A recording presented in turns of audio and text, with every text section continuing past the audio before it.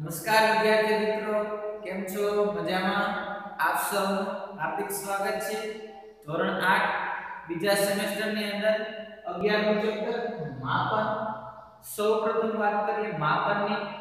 માપનનો સામાન્ય અર્થ થાય છે માપવું કે માપનની શરૂઆત પહેલાના સમયની અંદર કોઈ પણ વસ્તુના માપન માટે તો કે સરેરાશ વસ્તુનો ઉપયોગ કરવામાં આવતો હતો. માનો કે રેત છે, માનો કે લાંબી દોરી છે, માનો કે કોઈ એવી લાકડી છે, આ પ્રમાણે આશરે માપના આધારે માપન કરવામાં આવતું હતું. ત્યારબાદ ધીમે ધીમે માપન કરવા માટે તો કે ચોક્કસ એકમનો ખ્યાલ વિકસ્યો, જેમ કે સેન્ટીમીટર છે, મીટર છે, ત્યારબાદ તો કે કિલોમીટર છે. આ બધું જ છે લંબાઈના માપન માટે છે. એ ઉપરાંત કોઈ દળનું માપન છે, પ્રવાહીનું માપન છે, એના પણ અલગ અલગ એકમો છે વિકસાવવામાં આવેલા છે. અહીંયા આ ચેપ્ટર માપનની અંદર આપણે તો કે જે સમતલીય આકૃતિઓ છે, માનો કે પછી એક દ્વિપરિમાણ આકૃતિ હોય કે જેને લંબાઈ અને પહોળાઈ બે પરિમાણ હોય એટલે કે બે માપ હોય.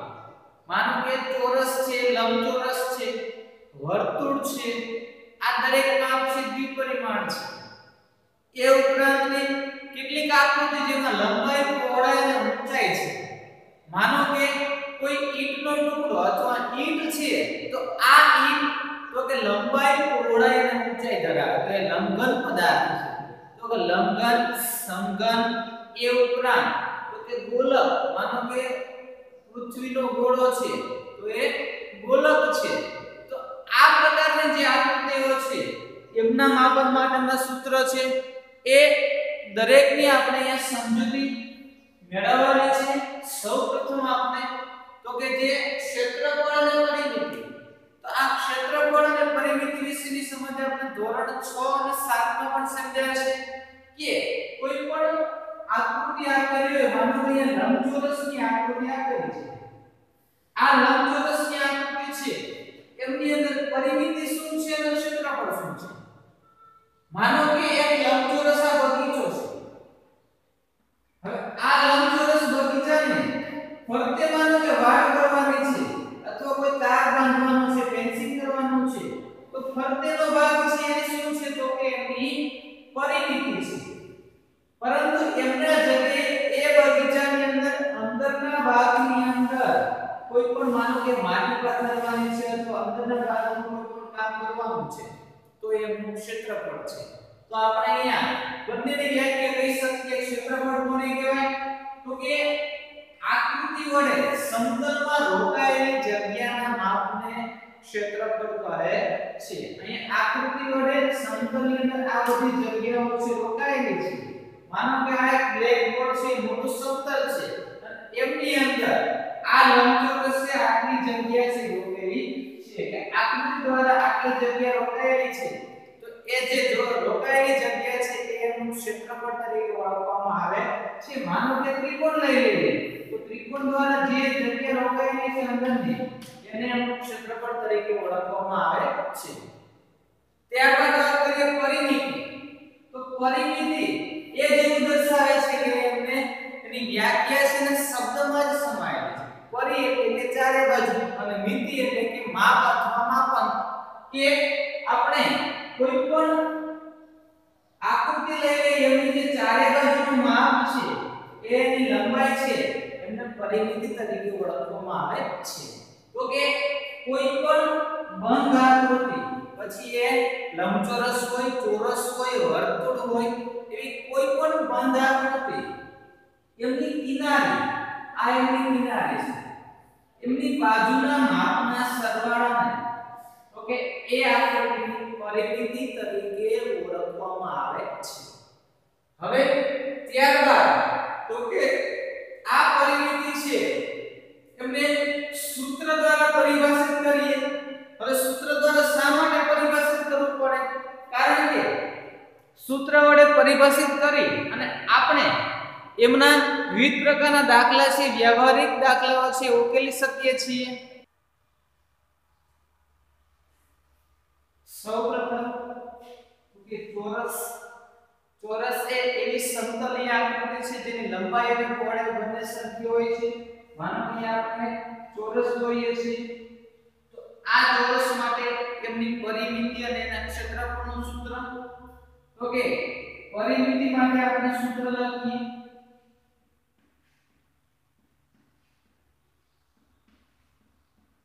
તો પરિમિતિ એટલે કે ચારે બાજુના માપનો સરવાળો તો અહીંયા લંબાઈ દર્શાવીએ કારણ કે લંબાઈ અને પહોળાઈ બંને સરખું હોય છે તો એક લંબાઈ બે લંબાઈ ત્રણ લંબાઈ અને ચાર લંબાઈ એટલે કે 4 ગુણ્યા લંબાઈ જેને તમે 4L તરીકે પણ દર્શાવી શકો છો ત્યારબાદ તો કે એની ક્ષેત્રફળનું સૂત્ર લખીએ તો ક્ષેત્રફળ એટલે તો કે એની જે અંદરની જગ્યા છે એનું માપ તો એમના માટે આપણે ક્ષેત્રફળ બરાબર તો કે લંબાઈ ગુણ્યા લંબાઈ એટલે L નો વર્ગ પણ લખી શકો લંબાઈ ગુણ્યા લંબાઈ પણ લખી શકો અથવા લંબાઈનો વર્ગ છે એ પણ લખી શકો ત્યારબાદ તો કે લંબચોરસ ચોરસ અને લંબચોરસ બંનેની પરિમિતિ ક્ષેત્રફળ બંને સેમ છે માત્ર ફરક કેટલો છે તો અહીંયા તો કે લંબાઈ અને પહોળાઈ સરખી હોવાથી આપણે બંનેમાં લંબાઈ લખીએ છીએ ત્યાં લંબચોરસમાં લંબાઈ અને પહોળાઈ એટલે લંબાઈ એટલે કે L લેન્થ અને પહોળાઈ એટલે કે width B એમના માટે દર્શાવીએ છીએ તો લંબચોરસ માટે પરિમિતિનું સૂત્ર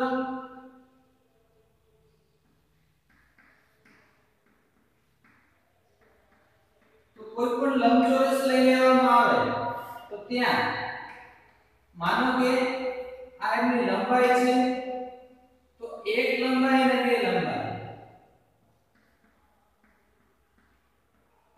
અને આ એની પહોળાઈ છે તો એક પહોળાઈ અને બે પહોળાઈ એટલે કે બે કૌંસમાં લંબાઈ પ્લસ પહોળાઈ અથવા આપણે અંગ્રેજીમાં પણ લખી શકીએ કે બે કૌંસમાં L plus B L એટલે લંબાઈ અને B એટલે પહોળાઈ ત્યારબાદ ક્ષેત્રફળની અંદર તો કે લંબચોરસનું ક્ષેત્રફળ બરાબર તો કે લંબાઈ ગુણ્યા પહોળાઈ એટલે કે L ગુણ્યા B તરીકે દર્શાવી શકીએ છીએ હવે ત્યારબાદની વાત કરીએ આપણે ત્રિકોણની તો ત્રિકોણ માટે એમની પરિમિતિ અને એનું ક્ષેત્રફળ પરિમિતિ એટલે કે એમની ત્રણેય બાજુઓના માપનો સરવાળો પરિમિતિ એટલે એમની ત્રણેય બાજુઓના માપનો સરવાળો તો ત્રિકોણની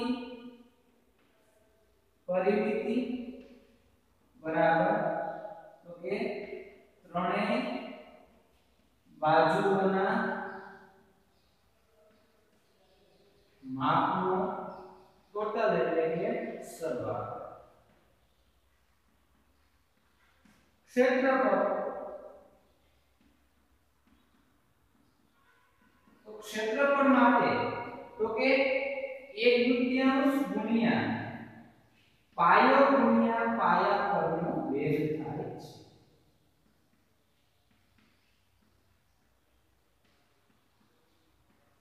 હવે પાયો એ શું છે અને પાયા પરનો વેધ માનો કે અહીંયા એક ત્રિકોણ આવેલો છે તો એની અંદર માનો કે એનું નામ છે ત્રિકોણ ABC તો આ રેખાખંડ BC એટલે કે નીચેની બાજુ છે એનો પાયો છે અને પાયા પરનો વેધ એટલે કે આ જે વેધ છે પાયો છે પાયાની સામેના ખૂણાના શિરોબિંદુ અને અહીંયા મધ્યબિંદુને જોડતો એક રેખાખંડ છે એનો વેધ છે કે જ્યારે આપણને વેધ અને પાયાનું માપ આપેલું હશે ત્યારે આપણે એના આધારે તો કે ત્રિકોણના ક્ષેત્રફળનું સૂત્ર છે લખી શકીએ છીએ હવે ત્યારબાદની વાત કરીએ આપણે વર્તુળની તો વર્તુળની અંદર વર્તુળની પરિમિતિને વર્તુળના પરિઘ તરીકે ઓળખવામાં આવે છે અને એમની અંદર એક અંદાજિત માપ તરીકે પાઈ લેવામાં આવે છે અને પાઈ બરાબર 22/7 અથવા 3.14 નું માપ લેવામાં આવે છે તો વર્તુળની પરિમિતિ એનું પરિઘ છે એટલે કે વર્તુળનું પરિઘ બરાબર તો કે 2 પાઈ r જ્યાં 2 ગુણ્યા પાઈ ની કિંમત તો કે 22/7 અથવા 3.14 લેવામાં આવે છે અને મોસ્ટલી દરેકમાં 22/7 જ લેવામાં આવે છે અને ત્યારબાદ r એટલે ત્રિજ્યા બરાબર માનો કે એક વર્તુળ આપે છે અને વર્તુળની ત્રિજ્યા એટલે કે એના કેન્દ્ર બિંદુ અને વર્તુળ પરના કોઈપણ બિંદુને જોડતો રેખાખંડ એ એની ત્રિજ્યા કહેવામાં આવે છે અને વ્યાસ એટલે કે વર્તુળના કેન્દ્રમાંથી પસાર થતો રેખાખંડ કે જે વર્તુળ પરના બંને બિંદુઓને જોડે છે એનો વ્યાસ છે એટલે કે વ્યાસ એ ત્રિજ્યા કરતા બમણો હોય છે એટલે અહીંયા તમે 2πr ની અથવા વ્યાસનું માપ આપેલું તો π ની દ્વારા તમે મેળવી શકો છો તો આ પ્રમાણે આપણને વર્તુળના પરિઘના બે સૂત્ર મળે છે 2πr અથવા π અહીંયા r એટલે કે ત્રિજ્યા અને d એટલે કે ડાયમીટર એટલે કે વ્યાસ હવે ત્યારબાદ એમના ક્ષેત્રફળનું સૂત્ર તો વર્તુળના ક્ષેત્રફળનું સૂત્ર બરાબર તો કે પાઈ r નો વર્ગ કે અહીંયા પાઈ એટલે કે ની કિંમત લેવામાં આવે છે અને r એટલે ત્રિજ્યાની કિંમત લેવામાં આવે છે અને જ્યારે વર્તુળનું ક્ષેત્રફળ શોધતા હોય માનો કે ત્યાં તમને d એટલે કે વ્યાસ આપેલા છે તો અહીંયા વ્યાસના અડધા લેવામાં આવે છે હવે ત્યારબાદની વાત છે સમાંતર બાજુ ચતુષ્કોણ જેમની અંદર પરિમિતિની વાત કરીએ સમાંતર બાજુ ચતુષ્કોણ એટલે કે જેની સામસામાની બંને જોડ સમાંતર છે એવો ચતુષ્કોણ તો એમની પરિમિતિ એટલે કે એમની ચારેય બાજુના માપનો સરવાળો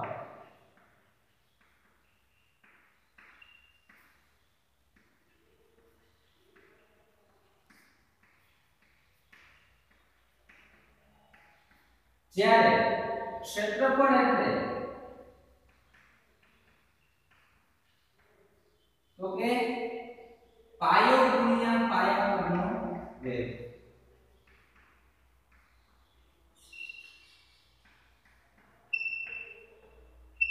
હવે પાયો શું છે એમની સમાંતર બાજુ ચતુષ્કોણના સૂત્ર દ્વારા આપણે આગળ સમજી મેળવશું હવે ત્યારબાદ સમલંબ ચતુષ્કોણનું ક્ષેત્રફળ તો કે સમલંબ ચતુષ્કોણ એવો અને સમાંતર બાજુ ચતુષ્કોણ છે તો એમની સામસામેની બંને જોડ માનો કે આ જોડ અને આ જોડ બંને સમાંતર સામસામેની બંને જોડ સમાંતર હોય અને બીજી જોડ એટલે કે આ જોડ સમાંતર હોય તો એ સમાંતર બાજુ ચતુષ્કોણ છે પરંતુ માનો કે સમલંબ ચતુષ્કોણ છે તો એની કાં તો આ જોડ અથવા કોઈ પણ આ જોડ બેમાંથી એક માનો કે નંબર આપી દે એક નંબરની જોડ અને બે નંબરની જોડ એમાંથી કોઈ પણ એક જ જોડ સમાંતર હોય એવા ચતુષ્કોણને સમલંબ ચતુષ્કોણ કહેવામાં આવે છે તો એમના ક્ષેત્રફળ માટે તો કે 1/2 ગુણ્યા જે બાજુ સમાંતર છે કારણ કે એક જ જોડ સમાંતર હશે સમાંતર બાજુનો સરવાળો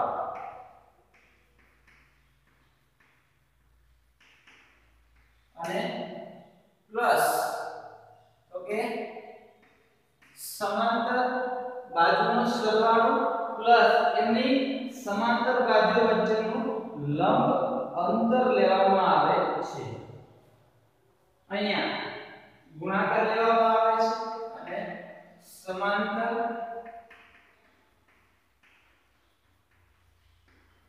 બાજુનું લંબ અંતર માનો કે અહીંયા આ એક નંબરની બાજુ સમાંતર છે અને આપેલો ચતુષ્કોણ સમલંબ ચતુષ્કોણ છે તો આ જે વચ્ચેનું લંબ અંતર છે એ કેટલું છે એ અહીંયા લંબ અંતર તરીકે લેવામાં આવે છે હવે ત્યારબાદ તો કે સમબાજુ ચતુષ્કોણનું ક્ષેત્રફળ સમબાજુ ચતુષ્કોણ એટલે કે એવો ચતુષ્કોણ કે જે ચતુષ્કોણની ચારે બાજુઓ છે એમના માપનો સરવાળો છે એ સરખો છે ચારે બાજુઓ છે એના માપ સરખા છે માનો કે અહીંયા ચતુષ્કોણ આપેલો હોય જેનું નામ આપી દઈએ આપણે ચતુષ્કોણ ABCD તો અહીંયા AB નું જેટલું માપ છે એટલું BC CD અને AD નું માપ થાય છે તો એવા ચતુષ્કોણ માટે ક્ષેત્રફળનું સૂત્ર 1/2 ગુણ્યા તો કે એમના બંને વિકર્ણનો ગુણાકાર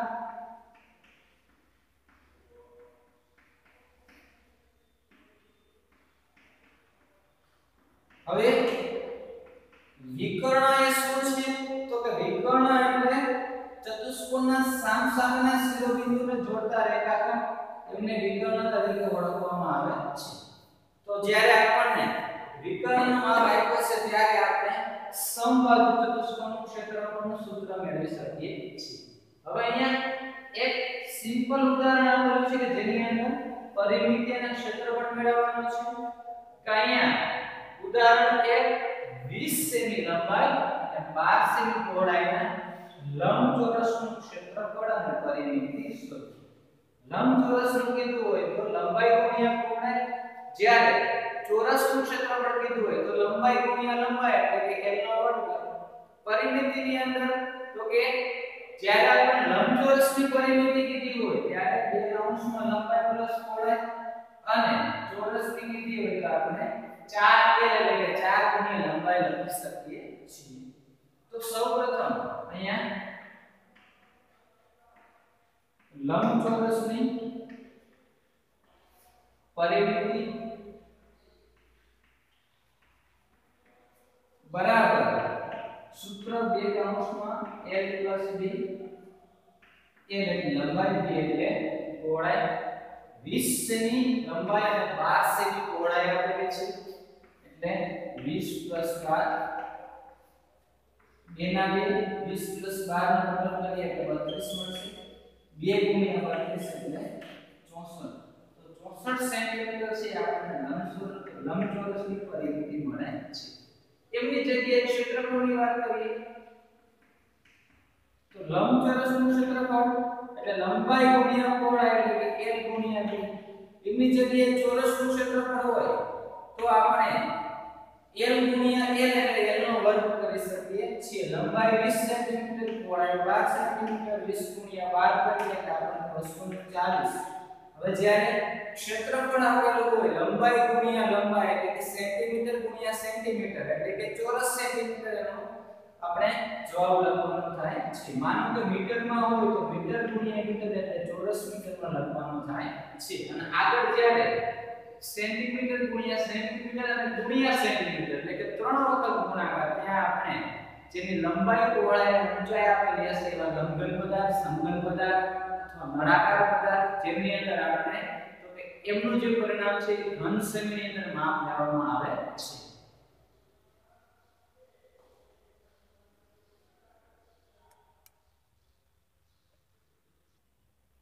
ઉદાહરણ 2 આપેલું છે કે એક કાટકોણ ત્રિકોણ એટલે કે જે ત્રિકોણના 3 ખૂણા પૈકી કોઈ એક ખૂણાનું માપ 90 આપેલું હોય. માનો કે આપણે કાટકોણ ત્રિકોણ દોરીએ.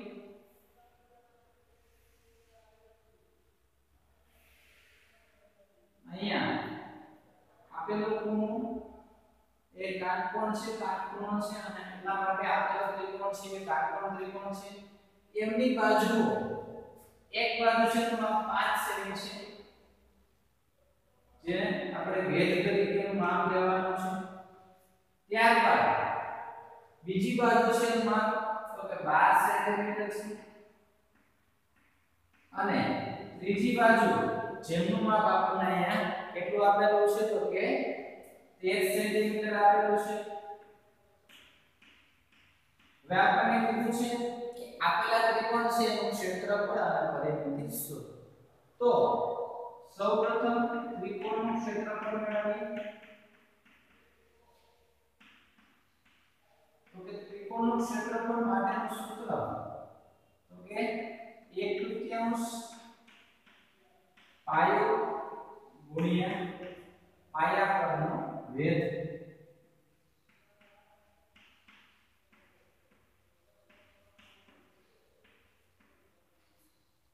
તો 1/3 અને પાયા તરીકે 12 સેન્ટીમીટર અને વેધ તરીકે 5 સેન્ટીમીટર એટલે કે 1/3 ગુણ્યા 12 ગુણ્યા 5.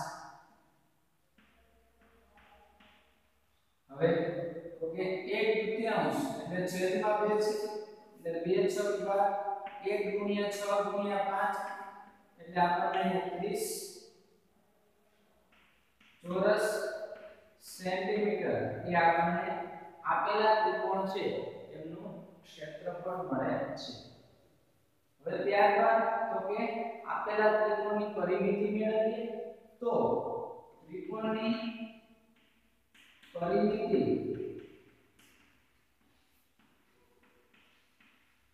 બરાબર તો કે એની ત્રણેય બાજુના માપનો સરવાળો અહીંયા તમે નામ પણ લખી શકો કે AB BC AC તો કે ત્રણેય બાજુઓના માપનો ટોટલ એટલે કે સરવાળો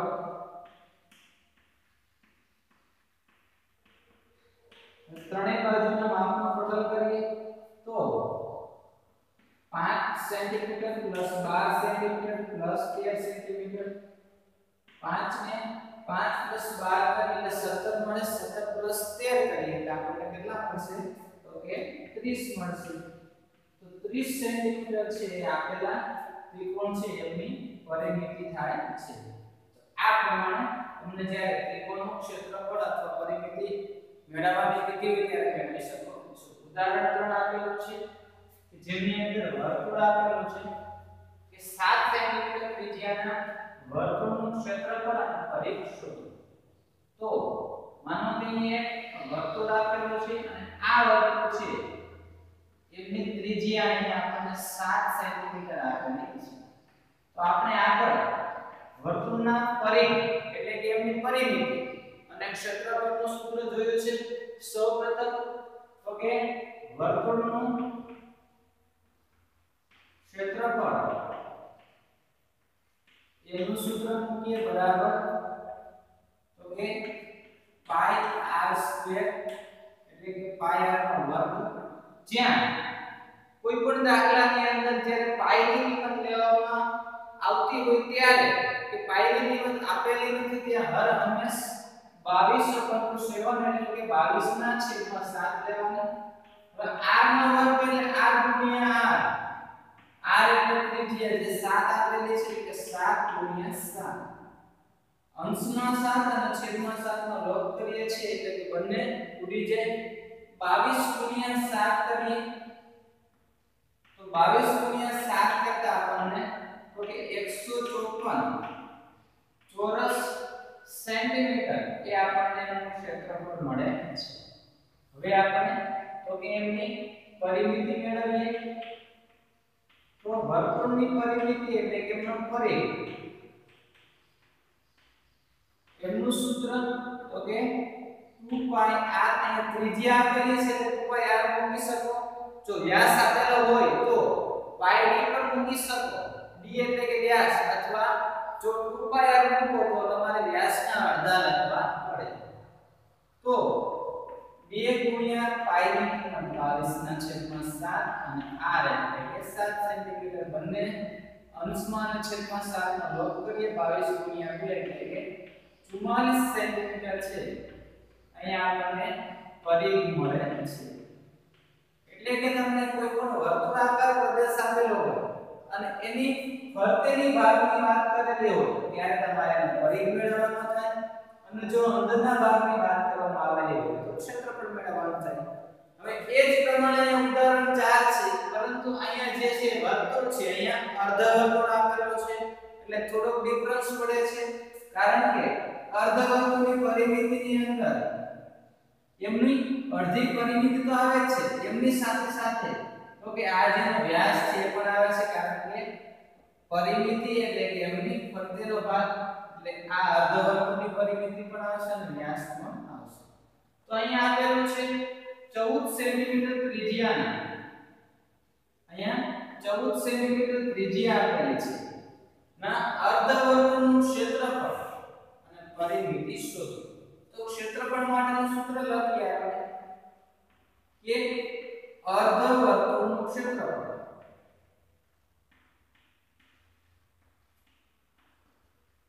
બરાબર તો કે વર્તુળનું ક્ષેત્રફળ પાઈ r નો વર્ગ તો એમની આગળ 1/2 વડે ગુણી નાખવાનું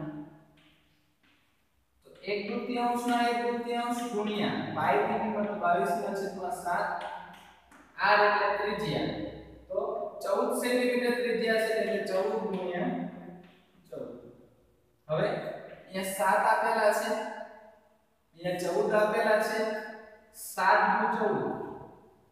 હવે અંશમાં બે છેદમાં બે બંનેનો લંબ કરીએ. હવે આપણી પાસે છેદમાં કંઈ પણ મળતું નથી અંશની અંદર, તો કે 22 * 14 છે. 22 અને 14 નો ગુણાકાર કરીએ આપણે એટલે તમને અહીંયા 308 મળશે, જે તમે 22 * 14 પણ કરી શકો છો. કે 22 + 220 અને 22 ચોક કેટલા થશે 88. બેનો ટોટલ કરતા તમને 308 મળે છે. તો આ 308 સેન્ટીમીટર છે, સોરી ચોરસ સેન્ટીમીટર છે, એની પરિમિતિ આપેલી છે.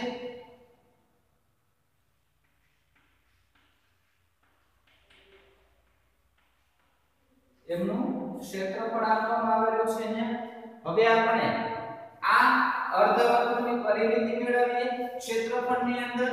તો કે જ્યારે અર્ધવર્તુળ છે તો અડધા કરેલા છે તૃતીયાંશ લખી નાખ્યા છે, અથવા અહીંયા પાય વર્ગ છે એના છેદમાં બે લખો તો પણ ચાલે. એટલે ખાસ યાદ રાખવાનું, અર્ધવર્તુળનું ક્ષેત્રફળ આવે ત્યારે એને 1/2 વડે ગુણી નાખવાનું. હવે આપણે અર્ધવર્તુળની પરિમિતિ મેળવી છે.